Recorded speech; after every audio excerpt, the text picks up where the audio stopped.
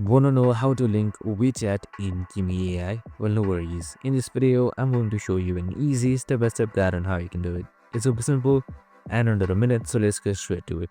Now, first things first, simply open up your kimi.com website. So you can just simply head on to the web browser and type in kimi.com and you should be provided with this interface right here. So make sure you are logged in as well. So we have also created a video on how to log in, so make sure to watch it. So once you've done all of that, on the bottom left side, you should be seeing your profile right here. So you can just simply select this drop down box in order to open up your profile. So now your profile should open up just like this right here. So here you should be seeing your profile settings, just simply select that.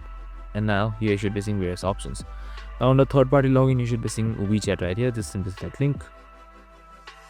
Now you can just simply link or bind WeChat. So you can just simply scan this QR code from your phone and it should automatically log in. And that's it. I hope this video helped. If it did, make sure to like, subscribe and tune in with us for more of these videos. See you in the next one.